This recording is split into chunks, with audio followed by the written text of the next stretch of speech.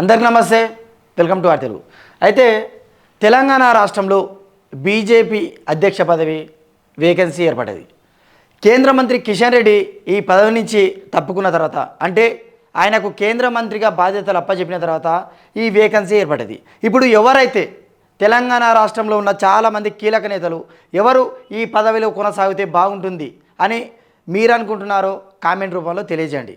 అంటే ఎవరెవరి పేర్లు ముందు జాబితాలో ఉన్నాయో వారి గురించి డిస్కస్ చేద్దాం. వాళ్ళ బలహీనాల గురించి ఒకసారి మాట్లాడుకుందాం. ఫస్ట్ అయితే ఈటెల రాజేందర్ గారి పేరు ఉంది. ఈటెల రాజేందర్ చాలా సీనియర్ లీడర్. అదేవిధంగా బీఆర్ఎస్లో కేసీఆర్ తర్వాత నాట్ ఓన్లీ బీఆర్ఎస్, తెలంగాణ వ్యాప్తంగా నెంబర్ 2గా పేరున్న వ్యక్తి ఈటెల రాజేందర్ గారిని ఈ పదవి వరుస్తుందని ఒక విశ్లేషకులు ఒక అంచనా అభిప్రాయం చెప్తున్నారు. ఇదే విధంగా రఘునందన్ రావు గారు,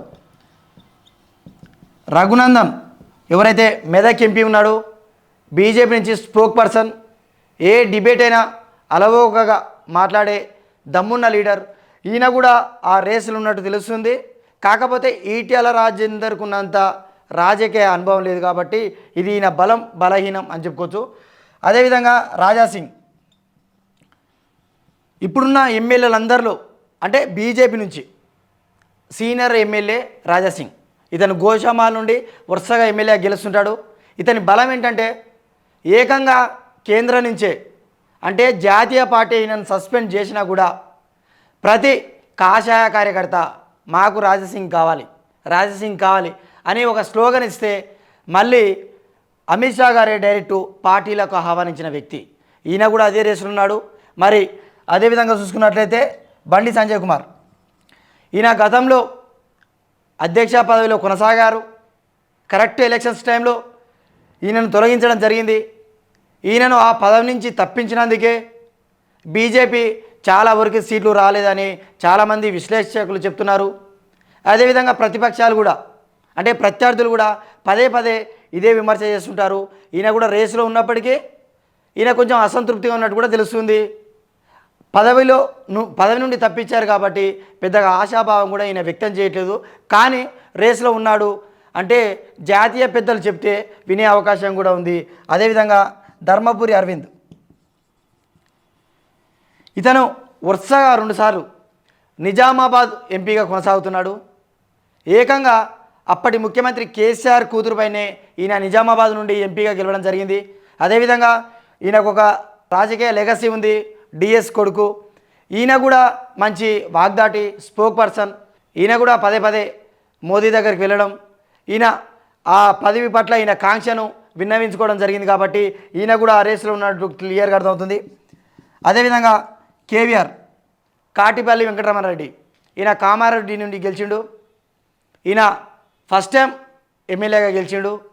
అయితే ఈయనకున్న ఘనత ఏంటంటే ఇప్పుడున్న సీఎం, అదేవిధంగా ఓడిపోయిన సీఎం, అంటే కేసీఆర్ రేవంత్ పైన ఒకే చోట కామారెడ్డిలో గెలిచిన వ్యక్తిగా ఈయనకు ఒక ప్రత్యేక గుర్తింపు ఉంది. ఈయన కూడా రేసులో ఉన్నాడు. నేనెందుకు ఉండొద్దు, నేను కూడా అర్హునే, నేను కూడా ముందు వరుసలో ఉండాలని ఈయన విన్నపం తెలియజేస్తున్నాడు. అదేవిధంగా డీకే అరుణ, అయితే డీకే అరుణ గారు మహబూబ్నగర్ నుంచి ఎంపీగా గెలిచారు. ఇప్పుడు ప్రస్తుతం జాతీయ ఉపాధ్యక్షురాలుగా కొనసాగుతున్నారు. నేనెందుకు అధ్యక్ష పదవికి అనర్హులను, నేను కూడా చేస్తాను అంటే మహిళా కోటల ఈమె కూడా ఆశాభావం వ్యక్తం చేస్తుంది. అదేవిధంగా చివరిగా ఆచార్య గారు, ఎవరైతే కల్వకుర్తి నుంచి వరుసగా కంటెస్ట్ చేస్తూ ఓడిపోతూ వస్తున్నాడో, గతంలో జాతీయ బీసీ కమిషన్గా కూడా చేశాడు. నాకు సుదీర్ఘ అనుభవం ఉంది బీజేపీ తోటి. పైన వారు కొందరు రకరకాల పార్టీ నుంచి వచ్చిన వారు, కానీ ఈయన మాత్రం ఎప్పటి నుండో ఈయన కండువనే కాషాయ కండువ. నేను బీజేపీ ఎప్పటినో అద్వాని ఉన్నప్పటి నుంచి బీజేపీని అంటిపెట్టుకొని ఉన్నా కాబట్టి నేను కూడా అధ్యక్ష పదవికి అర్హుని అని ఈయన కూడా చెప్తున్నాడు. అయితే ఇందులో ఎవరు సమకాలికులు, ఎవరికి ఇస్తే అంటే మనం చూసినాం 8 ఎమ్మెల్యేలు వచ్చిన దగ్గర 8 పార్లమెంట్ స్థానాలు వచ్చినాయి. 8 పార్లమెంట్ స్థానాలు అంటే ఇది ఈక్వల్ టు 53 అసెంబ్లీ స్థానాలు. 53 అసెంబ్లీ స్థానాలల్లో వీళ్ళు జెండా ఎగరేసిన వాళ్ళు అసెంబ్లీ ఎలక్షన్స్లో మాత్రం కేవలం 8 సీట్లు వచ్చినాయి. ఎక్కడ పొరపాటు జరిగింది? కేవలం అధ్యక్షుని తప్పించినందుకేనా? బండి సంజయ్ ప్రభావం అంతలా ఉన్నదా? రానున్న రోజుల్లో స్థానిక సంస్థల ఎలక్షన్స్ వస్తున్నాయి. అదేవిధంగా జిహెచ్ఎంసీ ఎలక్షన్స్ వస్తున్నాయి. ఈ డిసెంబర్ 15 లోపల అధ్యక్షుడు ఎవరు అనేది మనకు జాతీయ పార్టీ బీజేపీ పార్టీ తెలియజేయనుందని క్లియర్గా అర్థమవుతుంది. వీళ్ళందరూ ఆశావాదులు. ఎవరికి వస్తే బాగుంటుంది అనేది మీ అభిప్రాయం ఏందో కామెంట్ రూపంలో తెలియజేయండి. Thanks for watching R Telugu.